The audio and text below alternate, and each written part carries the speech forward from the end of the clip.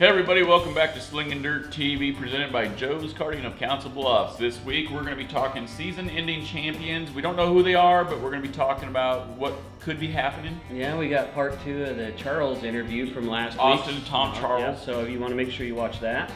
We're going to be talking our tech tip of the week, torque wrenches. Yeah, we got some good tips on those, and then also we're going to have a fan of the week question. I don't think your head's torqued on tight enough. Yeah, probably not. So yeah, we're going to have the fan of the week question, of course.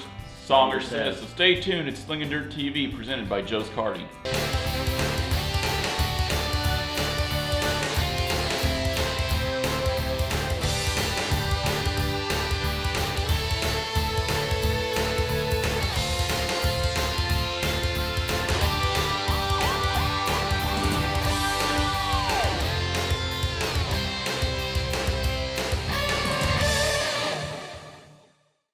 Hey, welcome back to Slingin' Dirt, everyone. Brought to you by Joe's Karting, the only place to go if you want to race go-karts and beat the crap out of Buddy Ray. Anyways. No beating go-karts up. Because, you know, he has his own special go-kart, so we all know that. It's the only reason he's faster than everybody else out there. Isn't it kind of funny how I have 20 plus special cards, and it's only the one that you get on that always goes slower, 2 laps down? Or is it the fact that you're just slow anyways? No, the old track, no, yes. You're slow. The old track, yes. The new track, no, I'm not slow on. Yeah. I helped design it, so. You're slow. I'm old. What'd you do? Hit 18-second lap times finally? Oh, come on, please. Okay, 17. Anyways, the year's coming to the end, buddy. We're getting down to the finish line of racing season. I know what you're looking forward to. Oh, I am absolutely looking forward, because Tuesday, which by the time this show's out, I'll have already been sitting in my tree stand. So yeah. I am happy and excited to go deer hunting. What about you? I'm actually wanting to take the boat out a couple more times and hopefully catch up on some fishing. Fill your empty head full of water like you did, several times, and ear infections and all that. Oh yeah, yeah. But anyways, when the end of the season comes, y'all know what that means. It's championship time. There's a lot of championships out there that have either been decided, getting decided, and going right down to Boone and all the other things that are taking place, specials that are going to be coming out. Speaking of Boone, Boone's already come and gone, for the Super Nationals this year, but have you ever thought about just taking a drive up and watching or walking around Boone? I have not. Not racing it, just walking around for a couple of hours one day, watch some of the races, see how they farm the track. No. Doesn't interest you? Not at all. Really? Not at all. If I can't race it, I don't even want to be there. I can't watch racing, I've told you that.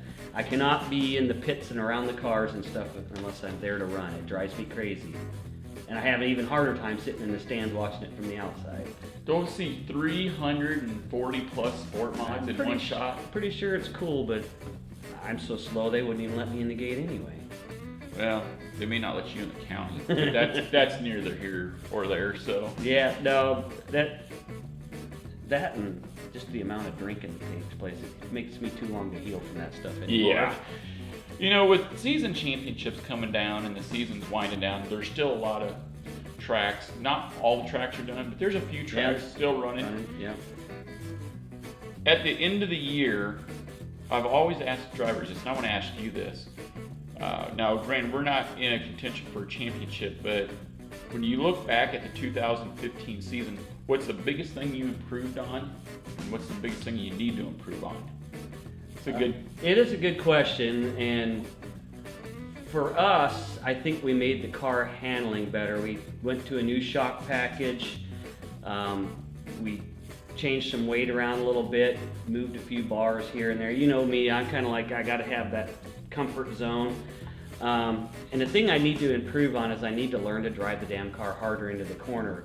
I'm always on that fine line of either I spin it out or I'm not driving it hard enough, and I got to figure out where that middle ground is, and a lot of that comes from having the car set up to where it feels comfortable. So, I mean, we went both extremes. We went too tight, too loose. You saw it, you were there. Hell, I think you even got me on camera going around once right there, and all of a sudden, where'd he go? Like, where'd he go? So I guess that's our biggest improvement, and we were pretty down in the motor department this year due to some unforeseen circumstances. So getting their motor taken care of. But you want to go to a crate next year? I would like to go to a crate. I'm going to rebuild my claimer just in case. You know, I got to have something because that's kind of what happened last year. Is my engine builder went down hard for the count, and I didn't really hear about it till it was too late, and so I had to go back and get my engine and run it. And it's it's ragged, it's blowing oil out the breathers. Yep. There's more oil on the ground when I get back than there is in the car. So she's toast until I get a new motor. So that's one thing. I think having a little more power, a little more speed, keep working on the setup. Son drove the car too, and it's nice when your crew chief can actually drive the car to know what you're feeling. That's a valuable thing to have. So what do you think you could have done? Oh, other than have a destruction-proof transmission installed in your car? Yeah, I'm hell on transmissions. Actually, the new trainees that we have, I really, really like them. The week that you weren't at I-80 when Songer was there, if there was any one night that I was going to blow a transmission, that was the night. The track was completely hammered down, super tacky. I literally had my Prowler 3-wheeling 2 to 3 foot up off the ground to the left front. Did change the setup from the week prior for the weekly race. That tacky. It was just that tacky, but the car was twisted over so bad that I almost rolled it in one. And I was like, man, if this transmission's going to take up this kind of abuse, then I've got something going on here. But the transmission is built quite a bit different. You and I have talked about this. Yeah, we had it long, and we're going to do a tech tip on this, so we're not going to disclose any of that stuff because, it's pretty fascinating. As you guys all know from watching this show, we both have our strengths and weaknesses when it comes to the parts in the car. Buddy's really good at setup and weights and things like that, and I know the motors inside and out. And the one thing we're both really weak on is transmissions, and we've both admitted. You're not weak. Yours has lasted 4 years. 6 years. Okay. Oh, but my I did bad. not build it. That's what I'm saying. Is when it comes to the internal workings and the parts that you're going to find out on this tech tip, the guy that we're going to have doing this tech tip, I'm taking my stuff to him because I want him to look at it, because I want to be part of that tech tip when he's doing it, because I want to suck up some information. I'm not saying that other training builders are bad, because they're not. They're not. I'm not knocking them. I'm really liking what I have for a transmission right now. It's holding up very, very well. So yeah, we are going to do a tech tip. I've beat the crap out of mine for 6 years, and Joe Julian built mine, and I heard he's not doing power glides anymore. That's what I was told. So I might have to, follow the freight train to this new guy. We've got, as of the taping of this show, we've got one more night left at Clark County, so we're running for a championship with the dirt works there. The Prowler, we struggled. We should have been a top 7 car in points. I don't think we would have been top 5, but we were 6 to 9 in points.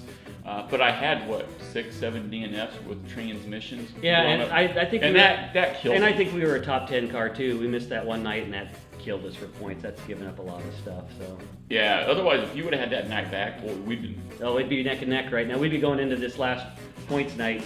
One of our cars would have a tire rub. We would have to pit apart. We couldn't pit together because non-driving dumb son. We'd be back on Facebook again. Oh yeah. Well, anyways, let's get back to the show. Yep. Enough about us.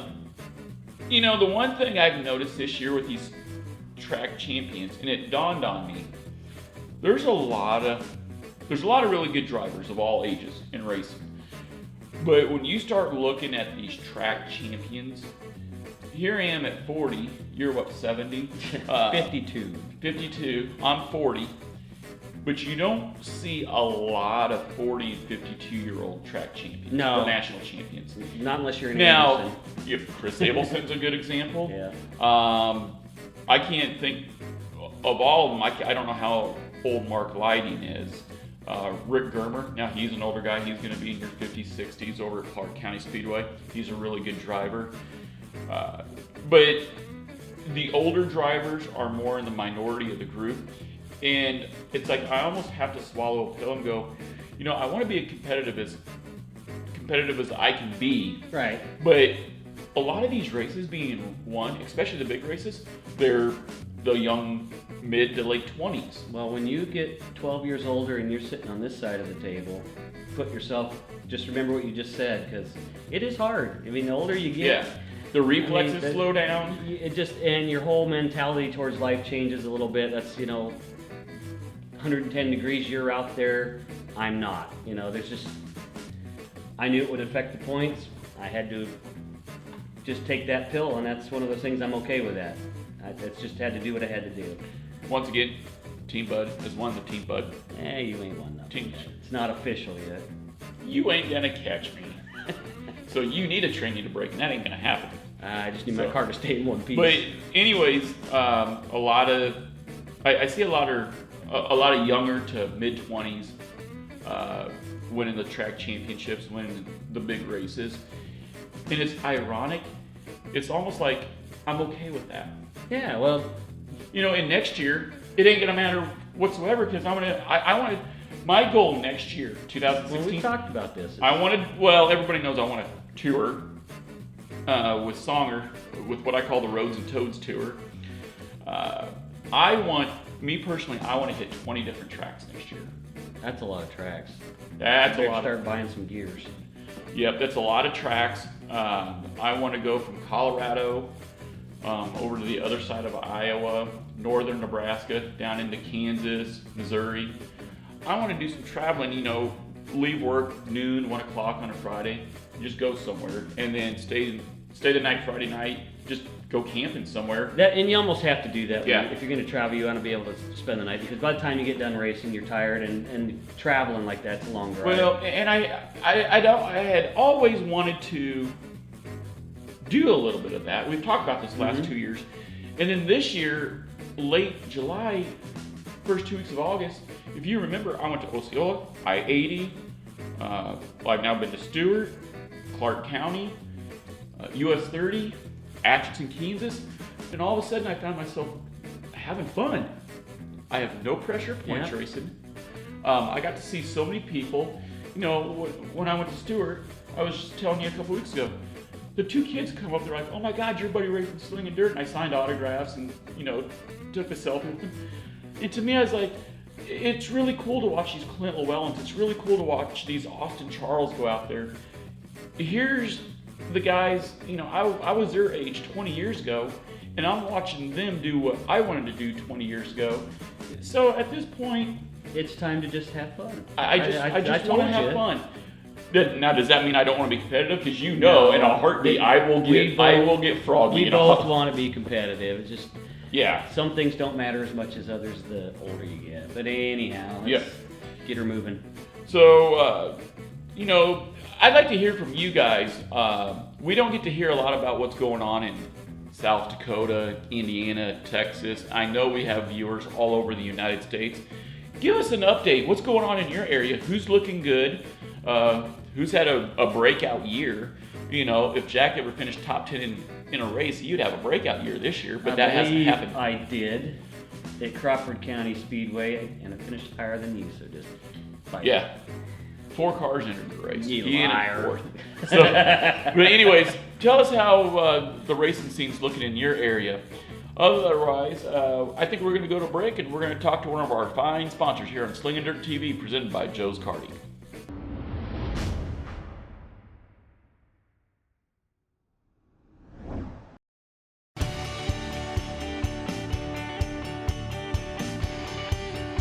At Kaziski Auto Parts Team PRP, this is where everything starts with our quality control, staying clean, and everything is organized right here in the teardown.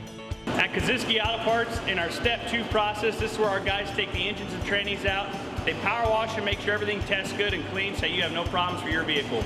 This is Step 3 at Kaziski Auto Parts. This is where everything, again, is organized, put on the shelf properly, tagged right. And if you notice how clean everything is, so it suits you, because we're not a junkyard, we are a recycled auto parts store. This is our last and final step here. This is the shipping and receiving. This is the last part where the part gets checked one last time, so 3 people will touch your part before it goes out the door, packaged properly, and sent right to your door. Kaziski Auto Parts Team PRP. We have over 1,000 cars in stock a year, over 1,000 engines and trannies. Give us a call anytime, 402-731-4592. Any one of our 10 salesmen can help you at any time.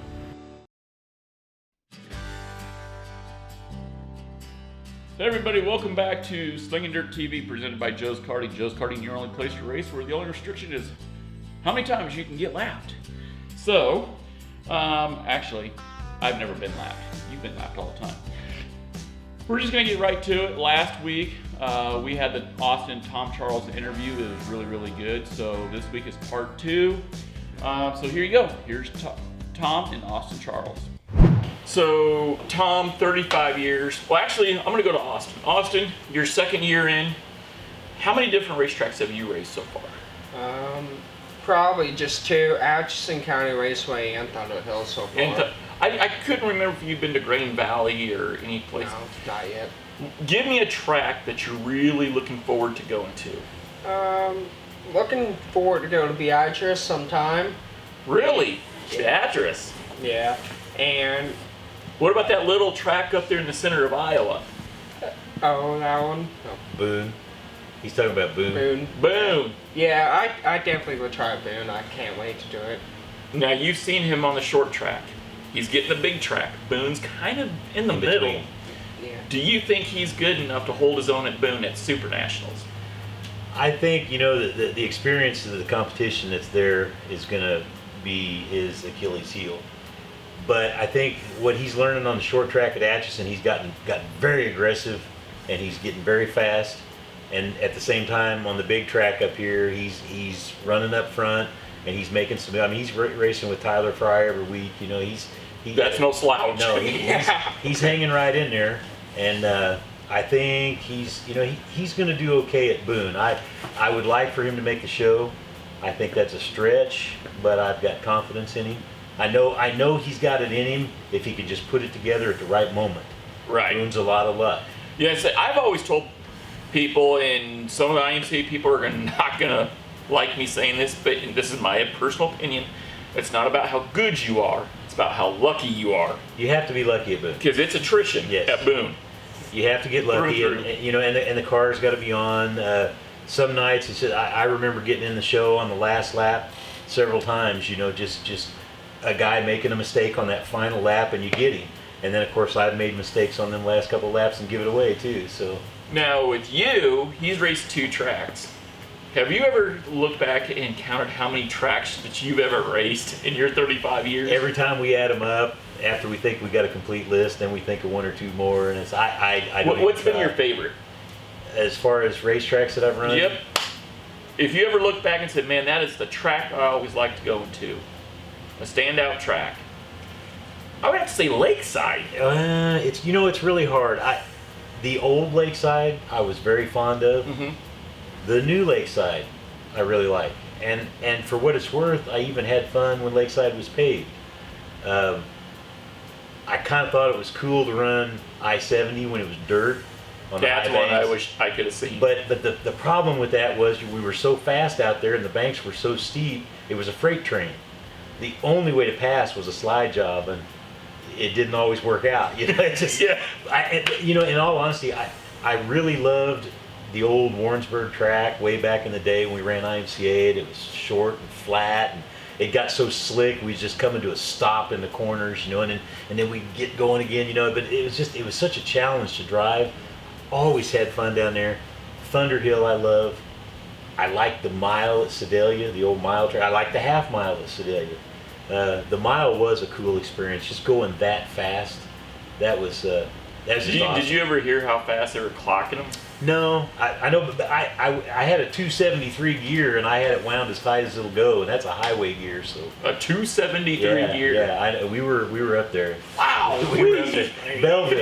Belleville's another place that I liked. The modified I enjoyed driving, but every time I ran the modified there, I blew up.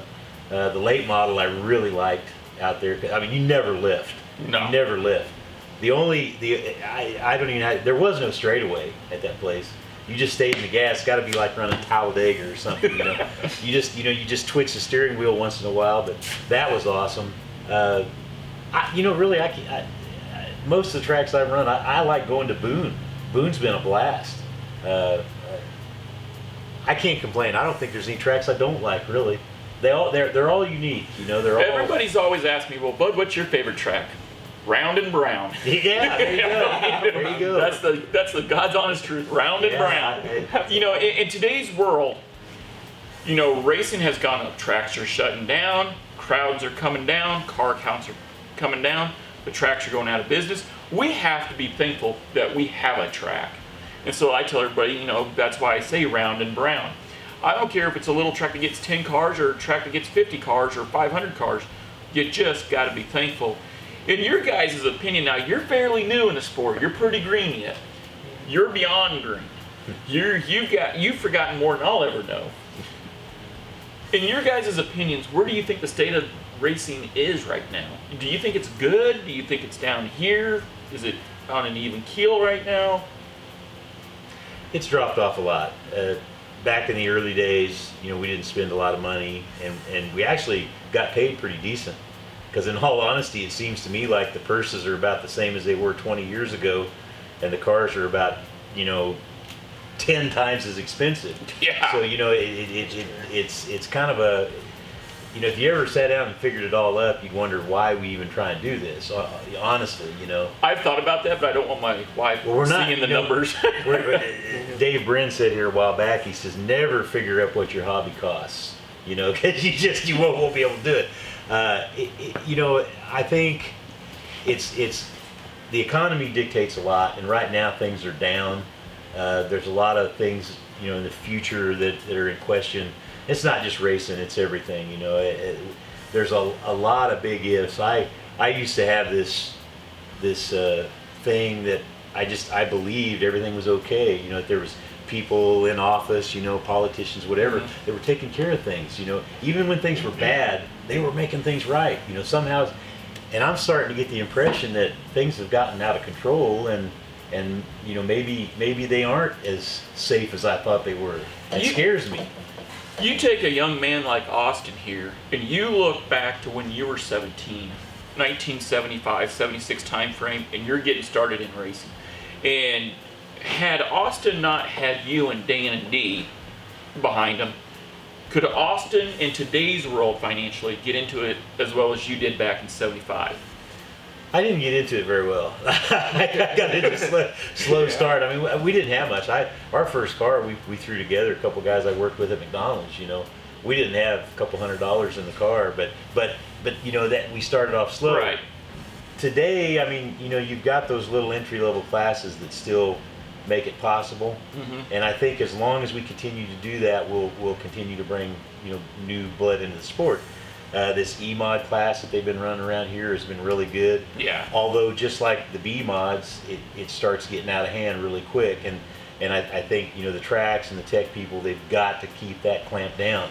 Well, I've seen these young 17-year-olds like Austin here. I remember when I started racing, I had my choice. It's either I walk down my high school, the aisle to my high school graduation, or I go race Eagle Raceway that night. I bought an old 76 Grand Prix for $25.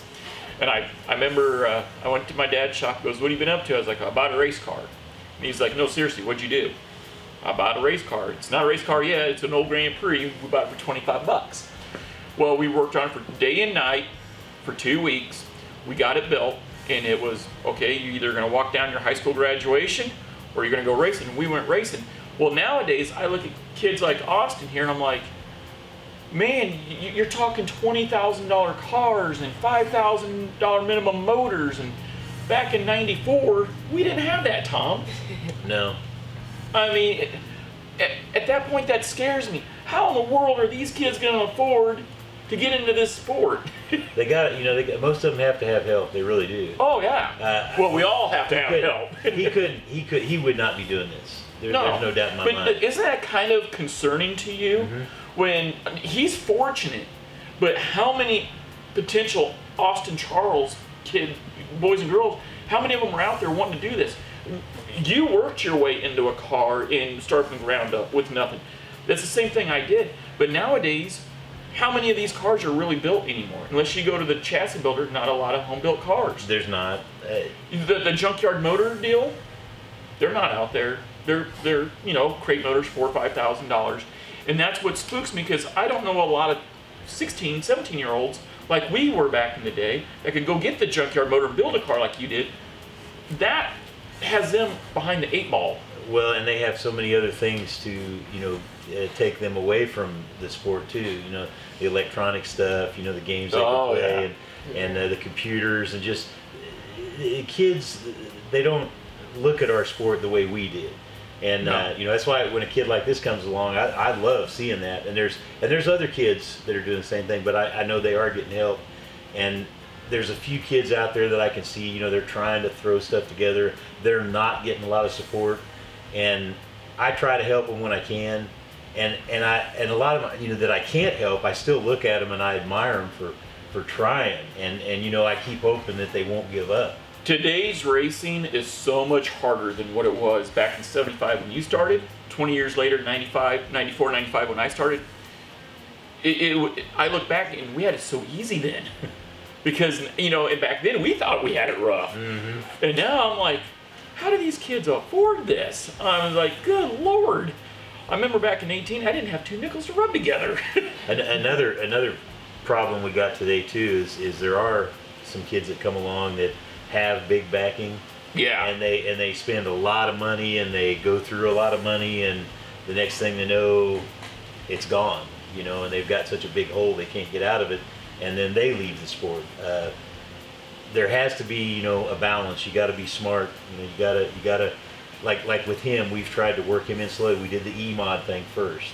Well, he did the 4-cylinder thing a few times, and that didn't work out so good. But we built the E-mod, and he did a season. He wanted to run a B-mod, and I told him, I said, no, when you win an E-mod championship, then we'll do a B-mod. Well, of course, he immediately won the championship. Well, look where he came from. So, but he pushed me.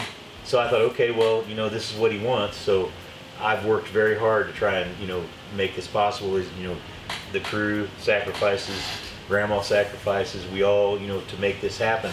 Big Bill, our car owners right now, Big Bill believes in him. If he didn't, well, both of us, if we didn't have Big Bill behind us, we'd probably both be sitting in the stands. It's tough sport. Now, obviously, it's been said numerous times here that Austin's got your guys' help, but Austin, it's not like they just say, hey, here you go. You have to earn what you've got out here too. Talk about that, because a lot of 17-year-olds don't understand that. It's not like, your dad and your grandpa are just saying, oh, hey, here you go. Here's a blank check and a bunch of cars. Have at it. Talk about what you got to do to be able to earn this privilege to go race a car. Well, first off, people help and support you in all kinds of ways, and you gotta work hard on what you want to do, and you don't always want to come down here and work, though, do you? And sometimes he gets his phone. He wants to now there's Grandpa calling out. He wants to play on his phone over there, and me and Butch, we have to get on him and say, hey, Yep. But we gotta let him be a kid too. Yeah. So we try not to push him too hard, but he knows if he don't work on the car, it ain't going to the track. Yeah. Yeah. So when you're out there on the track, and let's say you put the bodies back on the car, but your grandpa and your dad may have set the caster camber for you. You go out there on the track and you take a wheel doink or you hit the wall. Do you ever be like, oh, they're gonna kill me for that? Yeah, I've been that many times, definitely. Yeah. How do you and Dan separate the grandfather, father / crew chief / back to being father again? How do you know when to be hard on him but yet let him be that kid? There's got to be a fine line there sometimes. Well, actually, or does it get murky? Actually, we haven't had an issue because I work days, Dan works nights. I'm on the track, Dan's in the flag stand or in the infield. So we kind of we're not all together at the same time. It kind of works out pretty good. Yeah. So Austin's got to deal with me and Butch, the crew chief on the cars. That's kind of where it's at. And then he's got some other family to help us on the weekends. His stepdad and his grandpa and his other grandpa and his mom comes, and it's we keep the family involved, both sides of the family. Right. Even though his parents are divorced like mine were, we still all get this worked out, and it's good for him, and that's important. We got to have that. Yeah. We're just about out of time here, but for the rest of 2015, Let everybody out there know where they can catch you guys at. Maybe 2016. Have you started even looking at 2016? Well, for sure we're going to stay with Thunder Hill. We like the IMCA racing, and that's kind of our home track right now. Yep. We keep hoping that maybe Lakeside will think about IMCA because it's right down the street here. And I hate, With about 15 minutes. 10 or 15 is Yeah. close.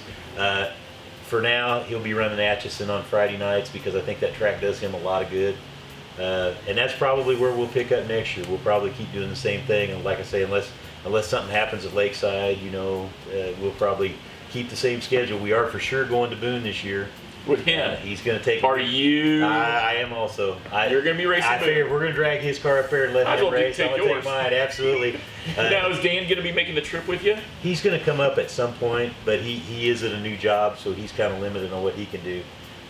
Butch has got to work too. He's got to stay home, so probably the crew chief will be Grandma while we're up there. I would imagine. And she's pretty good with the wrench. She can handle it.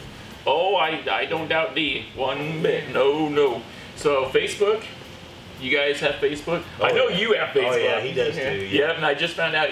So Austin Charles, Tom Charles. Go see him at Atchison County Raceway. They're in Atchison, Kansas. Lakeside Speedway from time to time with Tom here.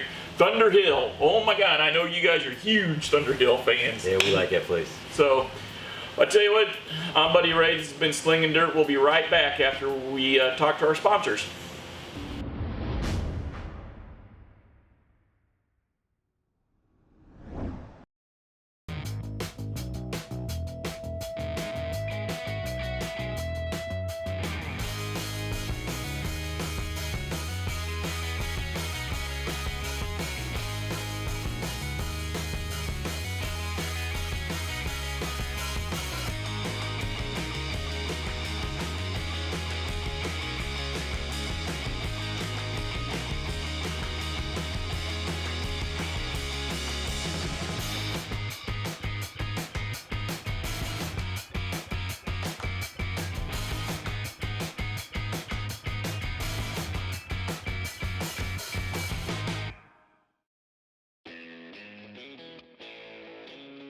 Time for the tech tip of the week. Hold. You door slammed me one more time. Yeah, you lug nut. So, welcome back to Slingin' Dirt TV. Like Jack said, this is time for the tech tip of the week. And does anybody know what these are? This is not what you find in a doctor's office. This is not what you find in a vet's office. These are actually torque wrenches, and we, just like the timing lights last week, these are very, very important. And a lot of guys, younger guys, don't draw from torque wrenches, this is something that you need to just take the time, invest in, and learn about. If you're working on your motors at all, if you work on your motor, period, you should own one of these. These are torque wrenches, and they come in various shapes and sizes and different drives, just like a ratchet. Yep. And you use these for just about everything that's important on your car. Actually, I want to go back to what you said when they're just like, they are a ratcheting wrench, but what they do is that when you put your ratchet on the head of a bolt and you turn, it's measuring how much torque is on that bolt. So they are a ratchet first and foremost. That one is. This one is not. This is a clicker type torque wrench. And this one, you adjust them by using the gauge. The first thing you need to know is how much torque to apply to something, and that is going to come from your manufacturer's manuals. Most of all of us are running small block Chevys, Yep. in the sport modified fields. These are not something that even the sport compacts want to overlook, because there are things on their motors that need to be torqued or not over torqued. The old theory of the good and tight torque wrench doesn't apply, because being over tight is just as bad as not being tight enough. Oh, absolutely. And just like the timing lights on these torque wrenches, this is something that you do not want to skimp on price-wise. Nope. You will get what you pay for. And every torque wrench, from a Snap-on to a Cornwell to a Mac to EIO brand, every torque wrench in its lifetime should be sent back. This is one thing I learned from my own father. Should be sent back every now and then to get calibrated. After repeated use, time and time again with these things, you can lose some of your readings. And hey, if you're supposed to be torquing your head bolts, say 65 pounds, and it's reading 65, but you're only doing it at 55, you're gonna have some engine issues. Yeah, and if you're doing it at 95, you're stretching the bolt out, and you're gonna break a bolt off in your head, and then you're gonna be really miserable. Yep. Another thing that guys are starting to use these for, and I haven't been able to get the info quite on this yet. I thought people were making it up, and I haven't been able to get measurements, but like your lower control arm Yeah. bolts. Believe it or not, it does. They're using torque wrenches. Now this one looks like it goes in foot-pounds. Yeah, this is inch pounds. Or inch pounds. Okay. So this goes in inch pounds. Some of them go in foot-pounds. Right. But even on some of the chassis bolts alone, when you're trailing arms, you know, if you've got a bind, sometimes they can reduce that bind and still make it safe, and they'll torque them to like 30 inch pounds or whatever the. Yeah, I've been told instead that of squeezing your brackets, just go instead tight. of just getting gorilla tight and squeezing them. I mean, you've seen that firsthand. They've started actually torquing some of this stuff, and it does make a big difference. But definitely do not. This is one area I would not be going to Harbor Freight. No 599 torque wrenches that are half-inch drive. They're not going to last very well. And the one torque wrench I absolutely do not like is on the clicker style. You got that gauge right here. I have an old one of those, the sweeper type. Yeah, the sweeper type. I do not like those. I don't think they're as accurate as a clicker type, and you can't really have them calibrated. That's old school when you use the sweeper type. The clicker type is pretty much the standard. You can get these with the ratcheting head like this. And they do have... But do not use these as a ratchet. They're not made for loosening. This is Never loosen bolts with these. It's not what it's made for. Even though it has a loosening feature, do not loosen because you're just messing up your torque wrenches. Now, some of the major tool suppliers like your Mac and your Snap-on, they're actually coming out with a digital torque wrench. Once again, just like what we said last week on the timing lights, they're nice, they're convenient, they're easy, but there's more stuff that can go wrong. If they're battery operated, which I'm sure they are, then if the battery's starting to lose a charge, could your reading be off?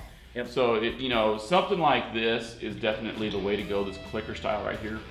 I think through Snap-on, a half-inch drive, you're probably talking couple $100. Yeah. But it's money well worth. This is a lifetime tool. You know, this is not. This is not something you're going to be using every day. This is, you know, spring, fall, nut and bolt check.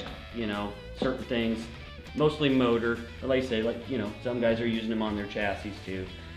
But valuable tool. Make sure you get one, or at least have one in your arsenal.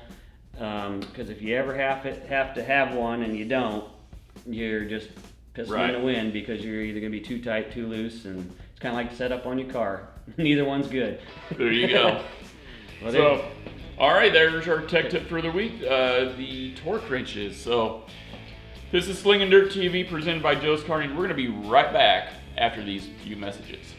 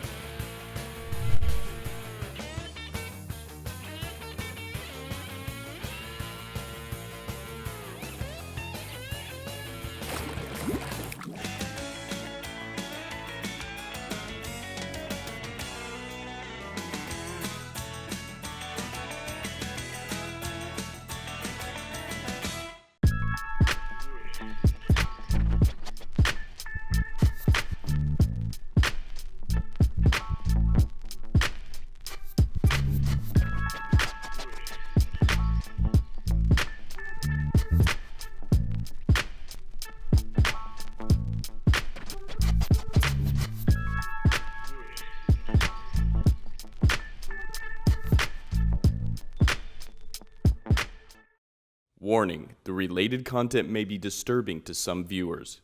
Viewer discretion is advised. Alright, so we've kind of touched on this before, but we had a lady, I don't know, you call her a viewer, I guess, who brought this up. So if a viewer who just attends races notices this, imagine what it does to us who actually race. The big complaint is tracks that make us pack their track. I mean, are you kidding me? I pay money to come race at your track. I expect a track surface that I can race on. So, I mean, let's put this in perspective. I'm a guy who lays sod. I lay sod. But unfortunately, I have to own a $75,000 skid loader so I can lay that sod. Kind of frustrating, wouldn't you think? Yeah, but it's part of it. I can't go over the loudspeaker and say, "Dear home builders, please bring your own skid loader to grade the yard or we will not be sodding today. You've got 5 minutes or we'll sod on what's there." That's what you track promoters do when you make us pack your track. I don't like spending 75 grand on a skid so I can grade, but it's part of what I gotta do to make money. Part of what you gotta do to make money as a track prep guy or a freaking promoter is prep the track. You know, it's kind of like grading. I call it finish grading because the damn thing is finished when I leave. Not after, not before, not I gotta come back 4 more times, or not I gotta hire the people that I work for, not hire, tell the people that I work for that they gotta do it. No. So as a guy who spends a lot of money on race cars, I don't think it's my job to go out and get 4,000 pounds of mud on my car so I can scrape the son of a buck. And obviously I'm not in the greatest of shape, huff and puff, almost have a heart attack, all because some guy doesn't want to spend 900 or 10,000 or 15,000 or 5,000. I don't know what a track packer costs. Here's an idea. Why don't you go to the local high school? You got all these kids that would love to have anything to do with a racetrack. Put out a little ad that says free admission to the racetrack if you bring your 4-wheel drive truck and pack in the track. Holy shit, can you imagine how many trucks you'd have out there? 15 and 16-year-old, 17-year-old kids get in the mud.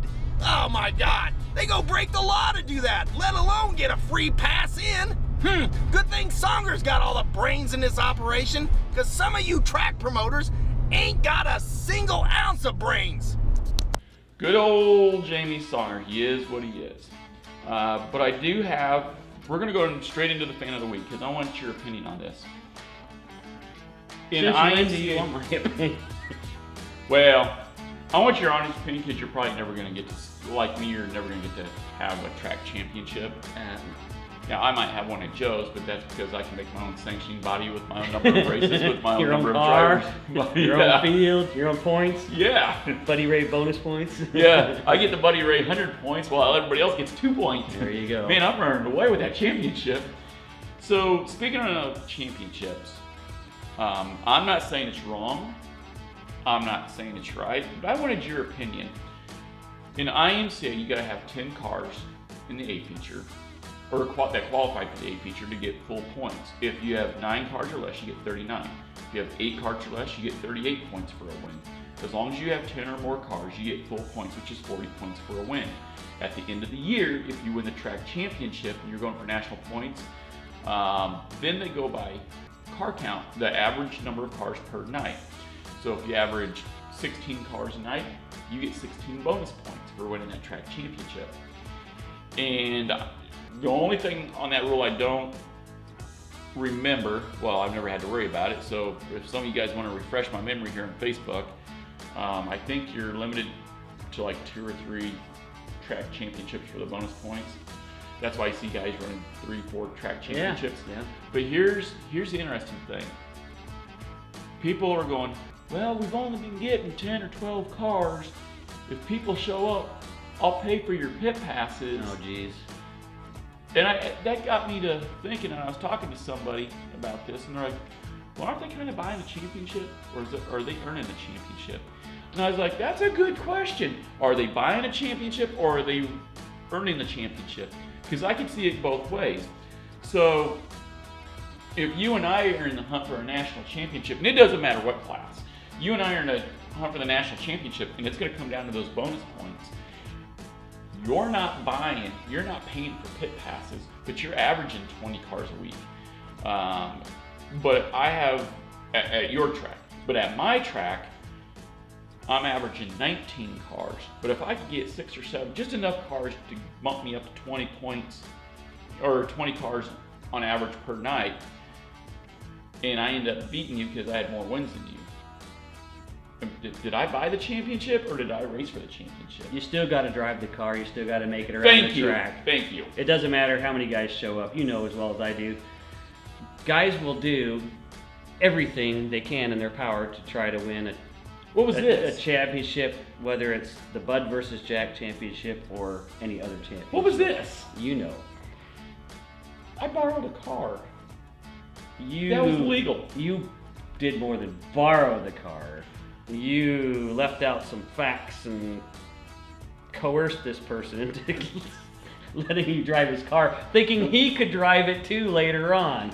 No, that's because I thought he could. Anyways, this whole thing will probably never die for another year or two, at least till the next time. Or 3. Anyway, until we die. I don't think you're buying a championship. You Some still guys, still got to drive the race. These, and if this guy or person was buying pit passes with the conceived notion that these guys are not the passing because he bought their pit passes, then that's a whole different ball of wax. Right. But if he's just offering free pit passes to guys that show up in order to get enough cars to raise the points, and we talked about this on the last show, I don't agree with the whole point system we have anyway. It shouldn't matter if you have 15 cars or 50 cars. There should be a way mathematically, and I guess that's the way they're doing it through bonus points, but it's not a perfect science. You can't please everybody. But if you're at a track that only has small car counts, or tracks around you only have small car counts, sometimes you got to do what you got to do. Not all of us can afford to travel, hundreds and hundreds of miles in order to race all these different tracks and have different track championships. The one thing I do, talking about traveling and the car counts, after I think I'm up to 8 or 9 tracks that I've driven this year, maybe 10. I've seen nights where Harlan, Shelby County Speedway, I've heard of them only having 13 cars on a half-mile track in a feature. When we went up to Crawford County up there, Denison, they didn't have 20, 25 cars. I think they had like 14, 15. I've been to Clark County out in Osceola, Iowa, where they had 11 cars. Now Eagle's the exception with 800 cars. But look at Iden Speedway. We've been to Iden Speedway where they've only had 14, 15 B-mods. What I'm getting at is I've seen guys going, well, yeah, you won a track championship at Jesus Crime and Ellie. They only get 10 cars. Yeah, they had 10 good cars. I mean, I would much rather race against 10 good cars versus a field of 20 cars with 10 good and 10 squirrels that don't know where they're going. Or 50 cars and 30, 20 good, 20 and 20 whatever. So I've always been a firm believer. Now, look, it's one thing to get 4 or 5 cars, but when you get, 10 plus, I've never been to a track where we've gotten less than 10. Clark County's always had 10. But you've raced Clark County, it's tight.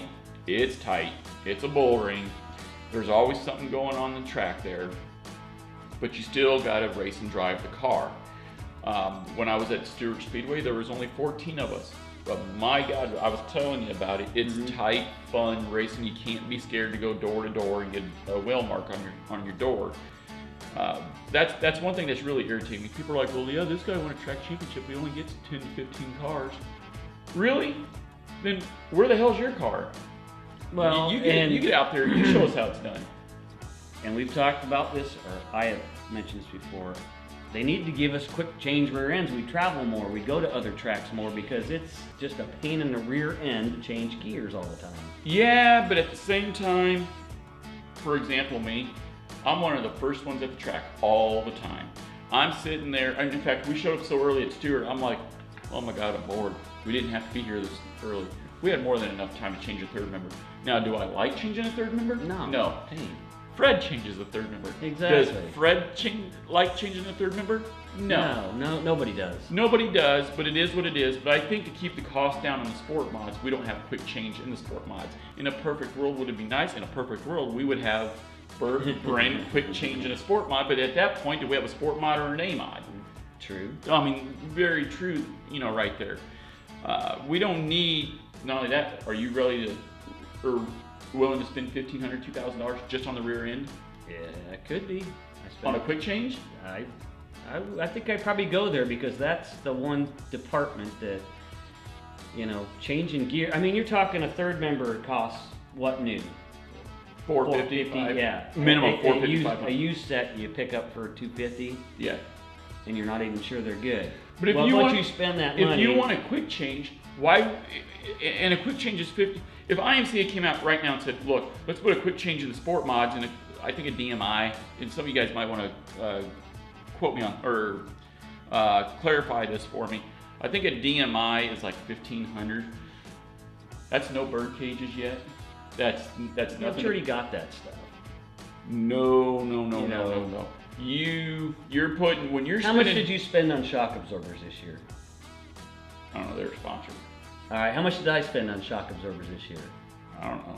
$1,000 on shock absorbers. So that was what I used. That was that part of my program. You got $1,000 shocks, but if you get a $1,500 quick change rear end, you still got to buy the mounts and everything to put on there. Yeah, but if you want that rear end so bad, if you're not going to spend $1,500, why don't you spend the other $2,500 and go get a $4,000 used modified roller and go race a mod? You start dead last in the race, you're going to get $75. You're missing the point. The point is that every year we talk about improving certain things. Last year, I needed to improve my shocks. I'm saying rear end is on that list of things, and it would make, tell me it wouldn't be nice to just be able to change gears, go to a track, oh, I might have missed the gear setup.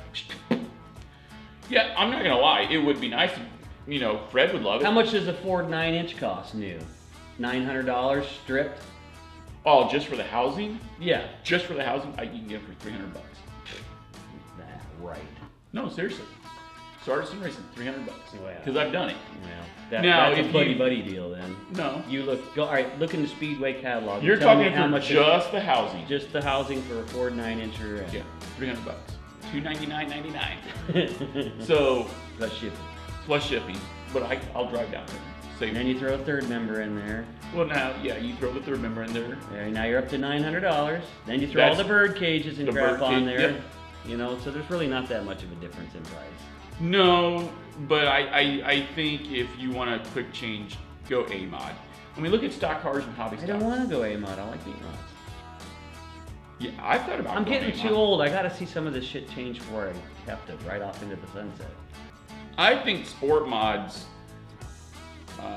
If anything, my number one concern in the sport mods, if anything, after running glides for so long, now granted, I've blown up a lot of glides, and I've talked to some glide builders, but in 5 years, what in the hell are we gonna do for a glide situation?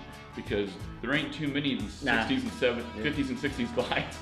So at that point, are we gonna have to look at, now granted, this is 5 years down the road, it's a long way down the road, 3 speeds, there's a lot of I already 3 know speeds out people there. that are hoarding them just because of that. Yeah. You know? Well, I also know what people are starting to do to the glides nowadays, which we've talked about, which will come out in the tech segment. That will be interesting, but I know I was talking to Bill Bouchard, and he's like, they're going to have to do something, bud, because these glides are going by the wayside. You know, not everybody can be on a 3-speed. No, and the thing is a lot of these guys that are scrapping them too for the metal price because they're aluminum. Yeah. You know, and the guys that don't know about them as being a racing transmission, that's where a lot of them are going too. Yeah. Guys are just. I did know of a guy that had about 50 of the cores laying around, and he's like, well, I know you circle track and drag racing guys want them, so I'll tell you what, I'll take $250 a case. I'm like, what? No. No. We'll figure something else out. Yeah. We only pay 50 to 100 for a core. Well, anyways, I think we've drugged this show on long enough, and we probably should say goodbye. And I'm ready to go deer hunting. So happy trails to you. You know, things are winding down, but the show still must go on. So we'll see you next week here on Slingin Dirt TV.